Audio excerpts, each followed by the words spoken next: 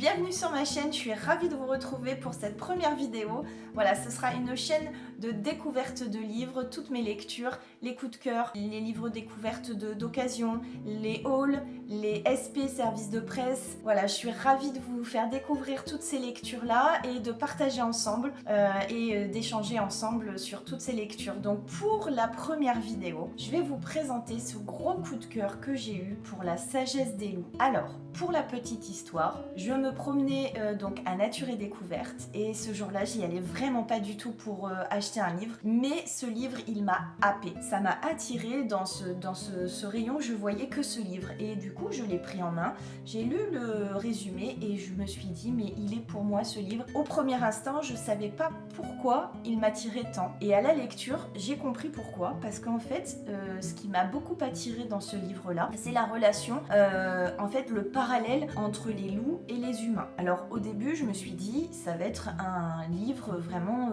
pour les passionnés de loups et vraiment que pour les passionnés de loups. On est à Nature et Découverte, on est vraiment sur une niche de passion. Et en fait pas du tout. Alors oui, effectivement, pour les passionnés des loups, il y a vraiment une découverte incroyable parce que c'est l'histoire donc Eliash Radinger. C'est une autrice qui a vécu plus de 25 ans dans un parc national naturel à Yellowstone aux États-Unis. Elle a, pour la petite histoire, c'est une avocate, une ancienne avocate qui n'était pas du tout en phase avec son métier et qui se sentait vraiment contrariée de ne pas pouvoir vivre sa vie de passionnée auprès des loups et en même temps cette passion d'écriture. Donc elle a réussi à allier les deux finalement avec toute son écriture de plusieurs, elle est auteure de plusieurs livres et en même temps sa passion des loups et son observation depuis des années. Et donc c'est pour ça que pour le passionné du loup, elle va décrire un innombrable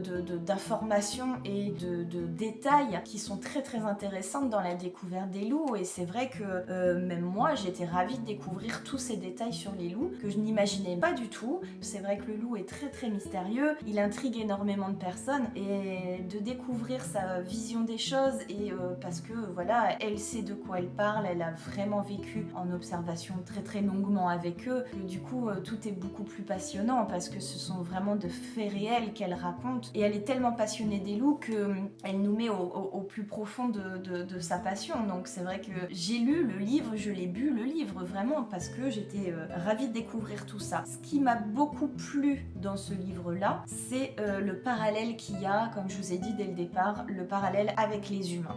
Ça a été vraiment une révélation pour moi, ce rapport avec l'humain que les loups ont et bien plus souvent les humains qui s'adaptent, qui devraient plus s'adapter finalement à la réaction que les loups peuvent avoir. Donc il y a une bonne partie du livre qui est consacrée au tout départ à l'observation des loups, à vraiment le profond sujet des loups. Mais il y a toujours ce petit parallèle, ces petites phrases que l'auteur nous incorpore quand même dans ses chapitres avec des petites réactions qu'elle compare toujours aux humains. Mais c'est au fur et à mesure des pages du livre qu'on va faire cette découverte de la similitude avec certaines réactions humaines. Parce qu'on va aller découvrir les sentiments des loups plus en profondeur au fur et à mesure du livre. On va vraiment découvrir leur façon de réagir aux situations les plus importantes de leur vie. Comme nous, on doit avoir en fait, on doit apprendre à avoir certaines réactions dans notre vie par rapport aux épreuves de la vie, par rapport même à des situations quotidiennes où parfois on n'arrive pas à discerner sur certaines choses. Elle a réussi grâce à eux, finalement, de cet apprentissage auprès d'eux, ça l'a beaucoup aidé à savoir comment réagir au quotidien. Et ça, j'ai trouvé ça plutôt intéressant parce que, effectivement, parfois dans leurs réactions, alors je vous en dis pas plus parce que je vous laisse le découvrir ce livre finalement, dans leurs certaines réactions, je me dis que, ah oui, peut-être que je pourrais réagir comme ça. Mais oui, effectivement, ils sont tellement dans le vrai et nous parfois on oublie tellement les choses les plus simples, on va aller plus se compliquer parfois le cerveau pour réagir sur certaines choses et alors eux ils sont dans le vrai en fait, ils réfléchissent pas à tout ce que nous on peut essayer de se torturer l'esprit et finalement de retrouver ce côté un peu primitif dans les sentiments, dans la façon de vivre, ça peut nous aider dans certaines réactions. Moi ça m'a beaucoup fait réfléchir, je vais probablement parfois me rappeler d'eux, de ce livre finalement et de ma m'appuyer sur cette simplicité de réaction. Et ils sont très touchants aussi, c'est ce côté familial qu'ils ont entre eux. Même il y a un passage dans le livre qui m'a beaucoup marqué, c'est un exemple que l'auteur nous donne, c'est tragique, hein, mais quelque part on est dans le vrai. Des loups sont capables de se laisser mourir de chagrin. Donc ils sont pas si insensibles que ça, ces loups. Ils sont pas si sauvages que ça, ils ont ce côté sauvage parce que voilà, ça reste des animaux, ils ont ce côté mystérieux et qui nous fait peur parce que ça reste des animaux sauvages. Mais finalement, ils ont énormément de sentiments. Ils ont également une hiérarchie qui s'instaure dans leur famille, qui sont tout à fait respectables. Et donc, ils ont de forts sentiments et ils arrivent même à se faire mourir de chagrin. Alors, voilà, on est dans la similitude aussi des sentiments humains. Et c'est vrai que, justement, le fait que eux sont restés sur certaines choses beaucoup plus simples, ça nous apprend aussi à nous recentrer sur les choses les plus importantes finalement. Alors c'est vrai que ces observations, elle est faite avec un grand respect et ils le font tous, hein, tous ceux qui sont dans cette observation des loups à Yellowstone, elle nous les décrit bien, vraiment dans ce respect de cet environnement et le respect des loups, leur tranquillité, cette observation de loin finalement. Et alors elle nous paraît de près, mais finalement elle est bien souvent de loin avec ce respect de l'animal, mais tout en étant de loin avec ce respect de l'animal, il crée des liens très très forts. Elle a créé des liens très très forts avec voilà, certains loups qui font chaud au cœur, vraiment. Il y a un passage qui m'a beaucoup plu dans ce livre, j'ai envie de vous le faire partager parce que c'est une petite phrase qui m'a fait déclencher tout ce que je vous ai dit auparavant. Donc c'est la page 179. Alors,